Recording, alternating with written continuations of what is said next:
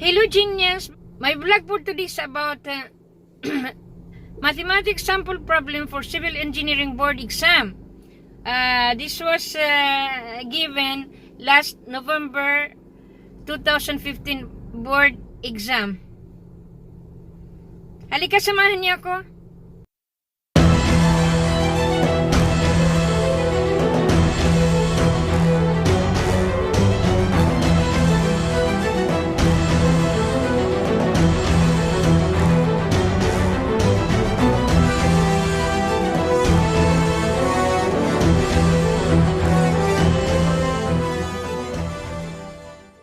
Our first math board exam sample for today, this question was given last November 2015 Civil Engineering Board exam. Question number 1. In triangle ABC, C is equal to 40 meter, angle C is equal to 70 degrees, and angle A is equal to 45 degrees. Determine the length of the median drawn from vertex A to side A.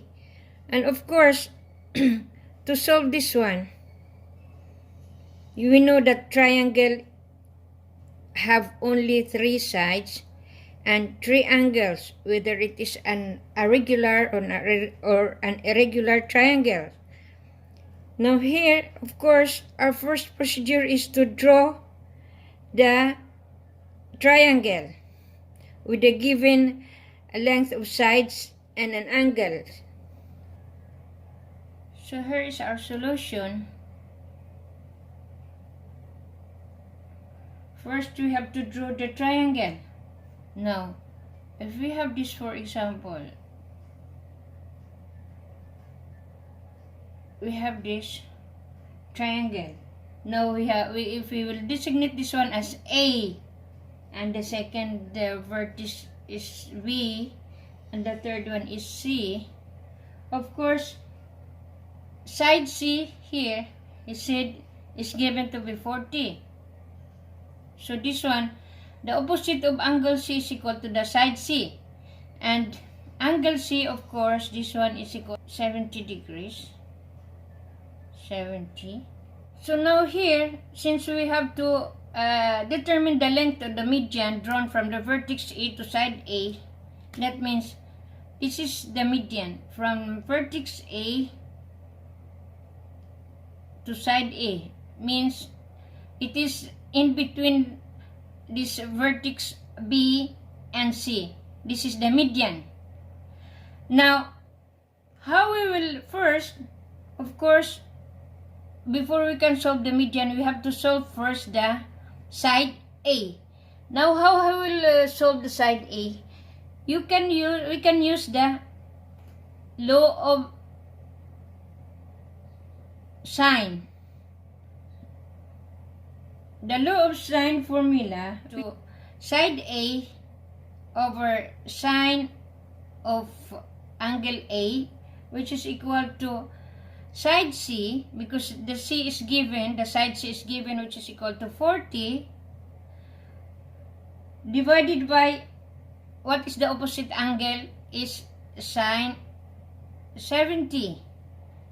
So from here, cross multiplying, A therefore, see, A times sine 70 is equal to 40 times sine of A, which is equal to, the sine of A is equal to 45 degrees. Sine of A is given to be 45 degrees. Therefore, simplifying this one, side A therefore is equal to 30 meter. Now, we solved already side A. Now, how we will find the height of this one? This is the height. This is the height of the length of the median drawn from vertex A to side A. Here, we can solve this one using the law of cosine or cosine law. Cosine law which is equal to this one. The height, the length squared is equal to 15, because this is equal to 30 now. We get the 30. Half of it is equal to 15. So 15 squared plus 40 squared minus 2 times 15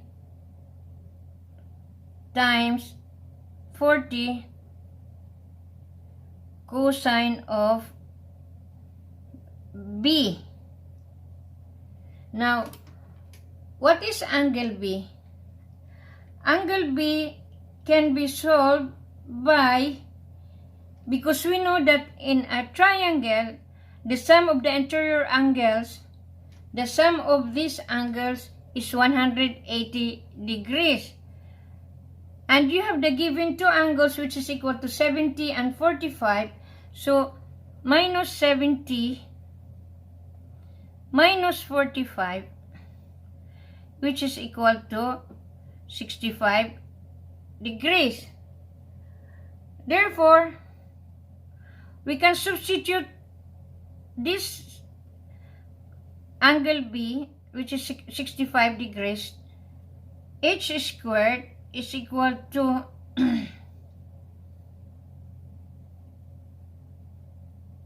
h squared is equal to 15 squared plus 40 squared minus 2 times 80 times 15 cosine of 65 degrees, because we find already this angle B.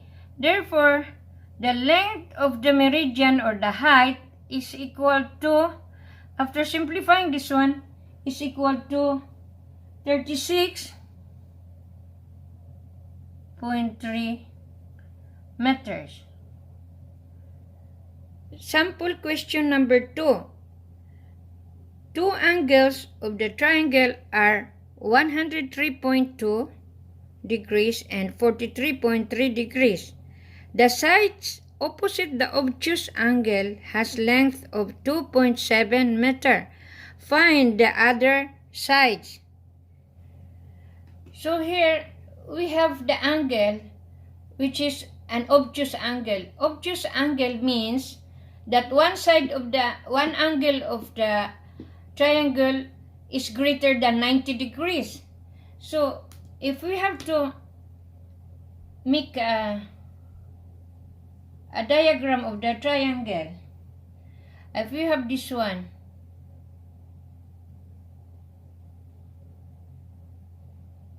because an obtuse triangle, it's either equiangular or equilateral or isosceles triangle. That means two sides are equal, or equiangular, three sides are equal.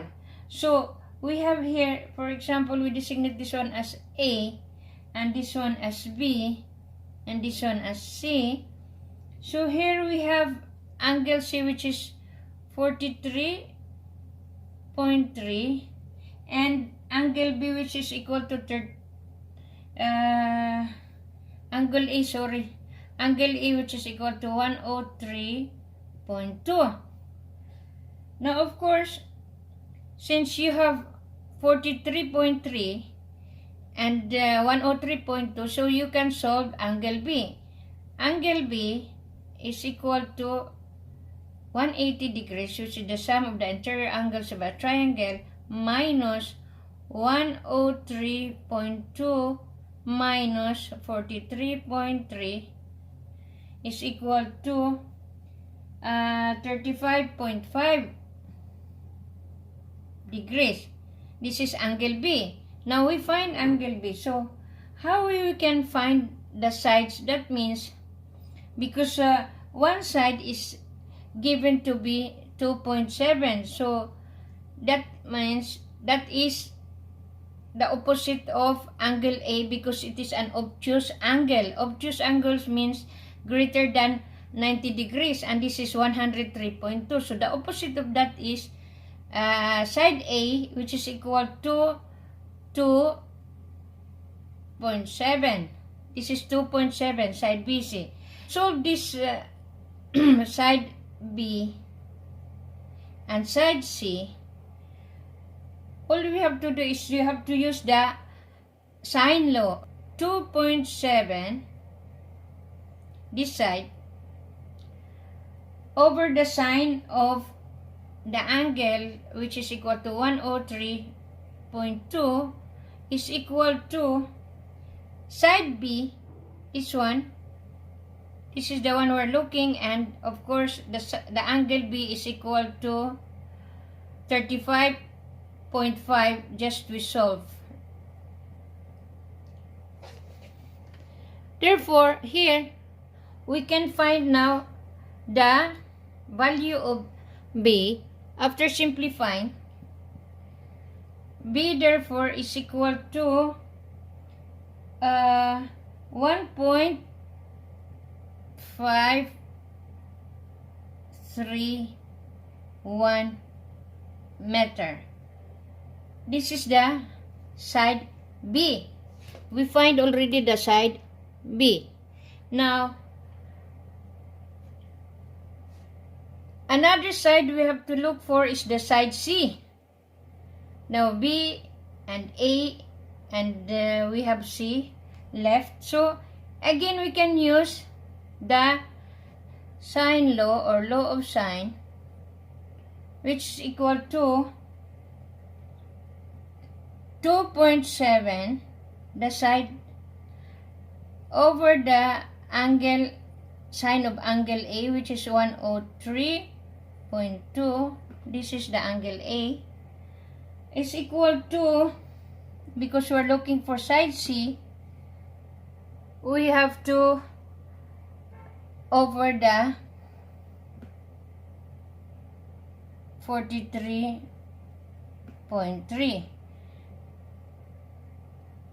Now, of course, only one unknown, so cross multiplication. After simplifying, C therefore is equal to 1.902 meter. So, we already solved the two sides, which is equal to the B side and the C side.